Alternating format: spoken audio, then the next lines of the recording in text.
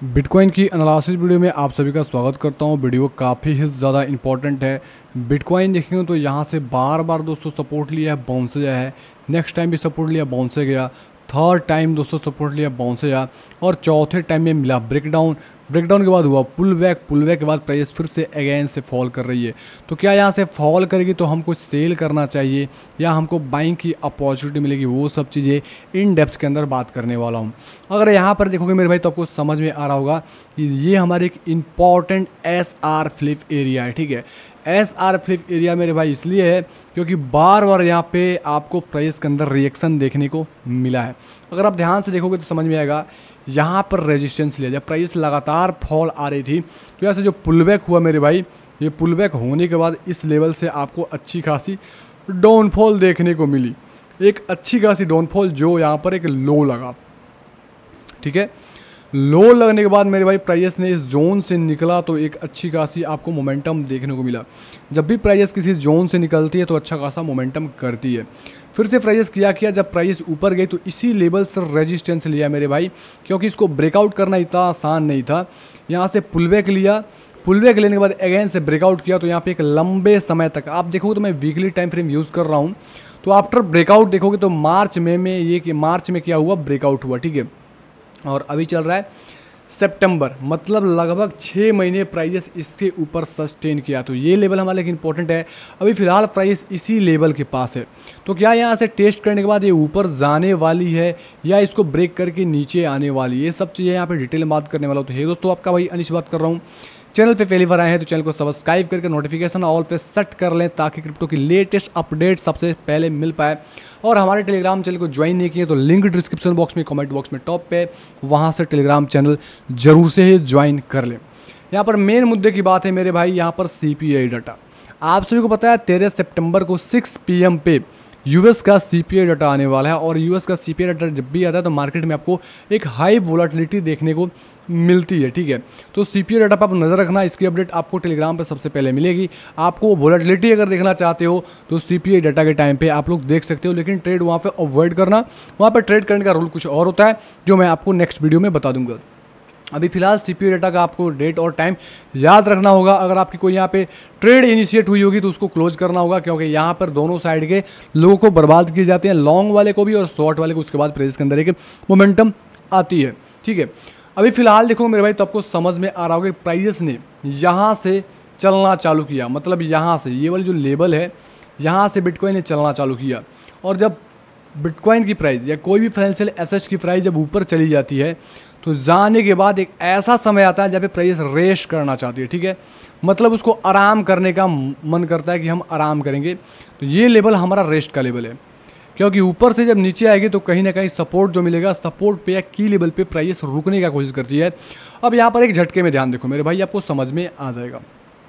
जैसे प्राइस नीचे आई, ये लगातार फॉल किया, ये सिंगल कैंडल के अंदर प्राइस ने ड्रॉप कर गया। ध्यान रखो, यहाँ पे सीखने वाली बात हो गई मेरे भाई, क्योंकि मेरा वीडियो एक एनालिसिस वीडियो नहीं होता है, एक लर्निंग वीडियो होता है, एक एजुकेशन वीडियो होता है।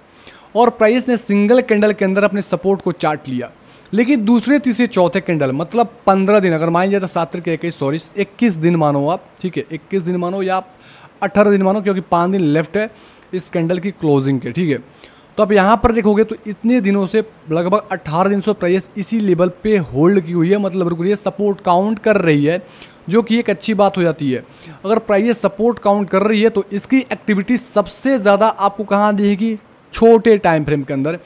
वीकली टाइम फ्रेम के अंदर एक कैंडल एक वीक का है, तो आपको यहाँ पर समझ में आएगा वीकली के अंदर मेरे भाई कि प्राइस यहाँ पर सपोर्ट काउंट कर रही है और इसको होल्ड करना चाहती है, यहाँ पर रुकने का कोशिश करे। क्योंकि जब भी ऐसे सपोर्ट पे प्राइस आती है तो वॉल्यूम कम हो जाती है, यहाँ पर बाय सेलर्स की भी फाइटिंग होती है, और जो स्ट्रांग होता है प्राइस अपनी तरफ लेके चला जाता है।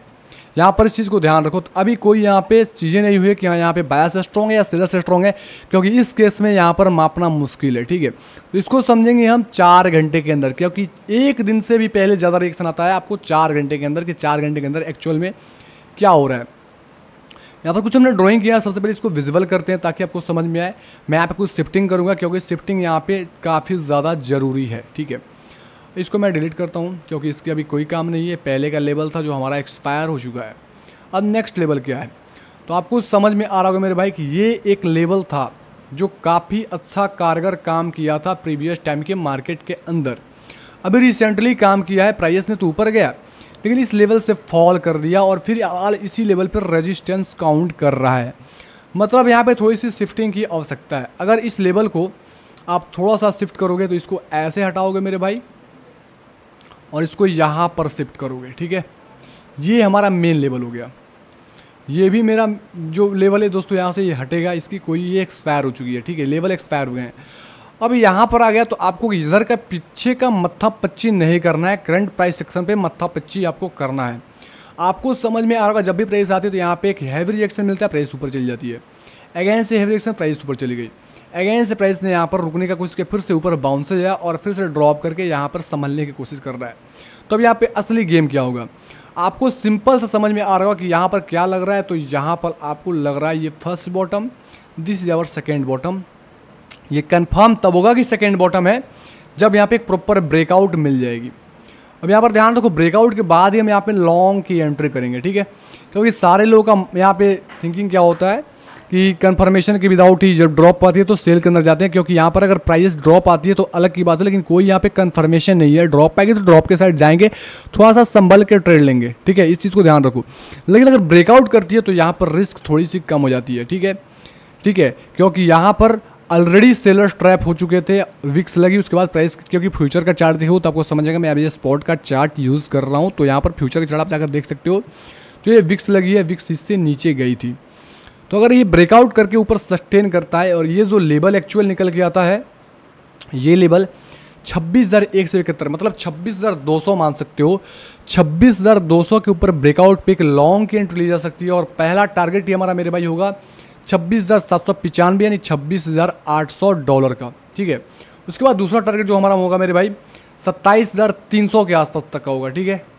और तीसरा जो टारगेट होगा मेरे भाई, एक्चुअल बताऊं तो ये जो विक्स लगी है आप इसका ले सकते हो 28,200 के आसपास, 28,100 के आसपास। ये 3 टारगेट होंगे आफ्टर ब्रेकआउट। जब ब्रेकआउट करेगी मेरे भाई तो स्टॉप लॉस होगा वो आप यहाँ से थोड़ा सा नीचे करके, जो निचला ब्रेकआउट के पहले अगर कोई स्विंग बनाता है तो स्विंग का आप लो पे स्टॉप लॉस डाल सकते हो, यहाँ पे माप के अपने हिसाब से इसको देख सकते हो। जैसे सपोज मैं आपको एग्जांपल देता हूँ, प्राइस यहाँ से ऊपर गई, क्योंकि एग्जांपल के साथ समझेंगे तो ज़्यादा मजा आएगा। ऊपर गई, भाई हमारा ये थोड़ा सा नीचे है, नीचे आने के बाद क्या हुआ, एक ब्रेकआउट कर दिया, ब्रेकआउट करके सस्टेन हो गया, तो यहाँ कहीं लो के पास हम क्या करेंगे, स्टॉप लॉस डालेंगे और यहाँ से मोमेंटम राइड करने की कोशिश करेंगे। ध्यान रखो स्टॉप लॉस डालना अनिवार्य है मेरे भाई, क्योंकि स्टॉप लॉस ये है आपके लॉसेस को स्टॉप करता है, मैक्सिमम लॉस को कम लॉस में एग्जिट करवाता है। विदाउट स्टॉप लॉस ट्रेड करना मतलब मार्केट में फंसना। अगर मार्केट में कुछ ऐसा अनहोनी होता है, अनस्टेबिलिटी आती है प्राइस के अंदर या कुछ खेल होता है, तो उस केस में स्टॉप लॉस आपको बचा लेता है और सरासर से जो फॉल आती है आपके, अगर उलट मार्केट जाती है तो उस केस में आपके पास फंड होता है नेक्स्ट डिप में या नेक्स्ट अपॉर्चुनिटी तलाश कर ट्रेड करना। आपको उम्मीद करता हूँ वीडियो समझ में आई होगी। अभी यहाँ पे शॉर्ट का कोई चांस नहीं है, क्योंकि सपोर्ट के पास शॉर्ट करने का राय कभी मैं नहीं देता और मैं ऐसे ट्रेड कभी नहीं करता कि प्राइस तो सपोर्ट के पास और हम क्या करें उसी टाइम शॉर्ट करके बैठ जाए, क्योंकि यहाँ पे शॉर्ट का कोई लॉजिक नहीं है। अगर यहाँ पे ब्रेकडाउन होती है देन तभी हम शॉर्ट का सोचेंगे, क्योंकि ये हमारी एक SR फ्लिप एरिया है और यहाँ कहीं वीकली सपोर्ट प्रोवाइड हो रहा है, जिसकी वजह से यहाँ पे शॉर्ट नहीं बनता है। प्राइस ने यहाँ पे रुकना चालू कर दिया, तो अगर रिवर्सल आते हैं तो हम लॉन्ग के साइड जाएंगे। शॉर्ट का दोस्तों तभी होगा जब यहाँ पे एक अच्छा खासा स्ट्रॉन्ग क्लोजिंग डेली के अंदर कम से कम हो जाएगी, तभी रिट्रेसमेंट के आसपास पे हम यहाँ पे शॉर्ट करेंगे, नहीं तो अभी शॉर्ट का कोई यहाँ पे चांसेस नहीं है और कोई यहाँ पे क्लू नहीं मिल रहा है कि यहाँ शॉर्ट की जाए। उम्मीद करता हूँ वीडियो समझ में आया होगा, वीडियो थोड़ा भी हेल्प किया होगा मेरे भाई, तो कमेंट बॉक्स में कमेंट करें, लाइक करें। आपका एक लाइक एक कमेंट मुझे काफ़ी ज़्यादा मोटिवेट करता है। ओके, धन्यवाद।